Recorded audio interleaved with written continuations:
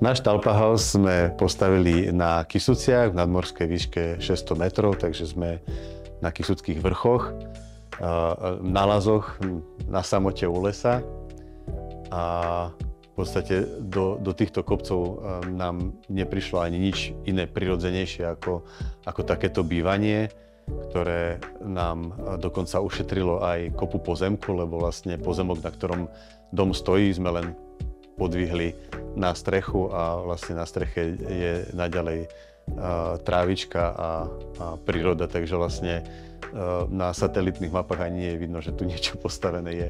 Keď som sa dozvedel o Talpahaus, tak ma to veľmi zaujalo, lebo zistil som, že nielen je to odolné voči aktuálnym klimatickým zmenám, ale je to aj veľmi energeticky výhodné riešenie a dokonca je to ešte aj recyklovateľný dom. Ako hlavnú výhodu vnímam pocit bezpečia v tomto dome, lebo vydávame teraz pri tých klimatických zmenách, že prídu niekedy proste také vzdušné víry alebo ja neviem, tornáda, že poberie ľuďom strechy, tak v rámci susedov sme jediní, ktorí sme takí spokojní, že ak aj príde, tak myslím si, že u nás bude bezpečno a mnohí susedia aj žartujú, že sa prídu schovať ku nám.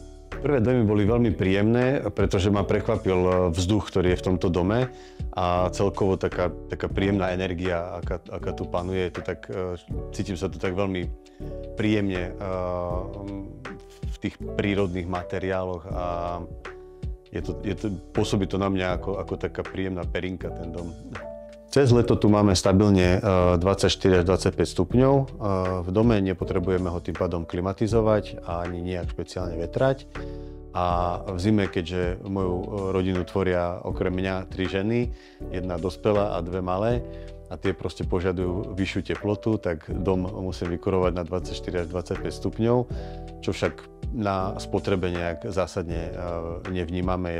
Je to dokurovanie asi radovo niekde medzi 9 a 10 stupňami, pretože keď dom opustíme v zime, treba aj na 2 týždne, že ideme na lyžovačku a kúrenie vypneme úplne, tak vrátime sa domov a máme tu okolo 15-16 stupňov. Takže myslím si, že len od tých medzi tými 15 a 24-5 stupňami dokurujeme. Na Kysuciach vykurovacia sezóna trvá okolo 8 až 9 mesiacov.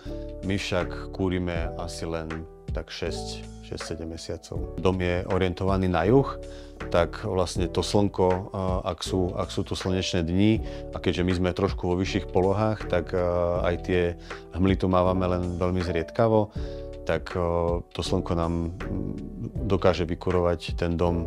Myslím, že aj v nejakých mrazivejších dňoch, pokiaľ je jasno, tak nám krásne ten dom prekúri aj slnečko. Vlhkosť v interiéri je veľmi príjemná, pohybuje sa okolo 50%, či v zime, či v lete, takže nepotrebujeme to nejako upravovať. Veľmi príjemne sa tu dýchá. Ja ako alergik mával som problémy s chrápaním alebo aj v letnej sezóne s peľom, ale pokiaľ som v dome, tak sa mi dýchá veľmi dobre a ľahko. Rekuperácia nám nechýba, vzduch sa mení priebežne a je stále príjemný, nepotrebujeme dokonca ani vetrať. A o tepelnom čerpadle sme uvažovali, lebo mohlo by to byť ekologické riešenie, ale zatiaľ nepociťujeme ani potrebu. Svetlo je veľmi príjemné, tým, že máme tu dobre riešené aj svetlíky a aj okná sú dostatočne veľké, tak je tu veľmi príjemné svetlo počas celého dňa. Zatiaľ fotovoltaické panely nevyužívame, ale chystáme sa na to. Myslím, že nám to výrazne zníži spotrebu elektriny. Odhadujú až 80% úsporu. Pokoj a ticho v dome sú úžasné. Ja pochádzam z mesta, takže bol som zvyknutý na hluk a tu je proste také ticho, že počuť aj špendlík spadnúť. Zem na streche vnímam ako veľmi bezpečnú a príjemnú prikryvku.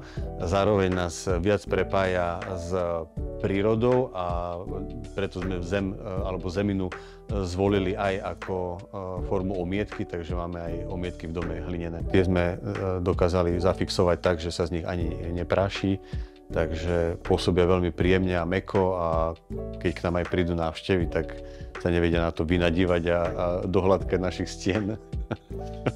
Pomerne veľkú časť života som mal túto túžbu odstrihnúť sa od sietí, takže pre mňa je to splnený sen. Čo je benefitom Talpa House, že dokážeme mať vlastne kvietinovú lúku všade naokolo, a čo je pre mňa ako včelára veľmi dôležité. Takže pozemok, na ktorom sme dom postavili, vlastne nejako nenarušil spotrebu krajiny, lebo naďalej dokážeme vlastne aj včelám poskytnúť dostatočnú pastvu, keďže sme zachovali vlastne lúku nielen okolo domu, ale aj na dome. Na moje prekvapenie, keď sme vybavovali povolenie na stavbu tohto domu, tak na úradoch boli skôr zvedaví než prísni. Takže my sme mali len veľmi príjemné skúsenosti a veľmi také prajné. Takže aj potom, keď sme mali trebárs kontrolu alebo pri kolaudácii, tak skôr sa na to úradníci tešili. Takže my sme s tým mali samé pozitívne skúsenosti. A šlo to veľmi rýchlo. Najviac hrdý na tomto dome som na výhľad z obývačky, lebo najradšej sedávam práve presne na tomto mieste a kochám sa výhľadom na okolitú prírodu. Spolupráca s týmom Talpa House bola veľmi príjemná a majú veľmi profesionálny prístup, flexibilne reagovali na všetky naše požiadavky, otázky. Dokonca, ak sme potrebovali projekt zmeniť a prehodiť, tak nebol ani to problém a všetko prebiehalo veľmi hladko.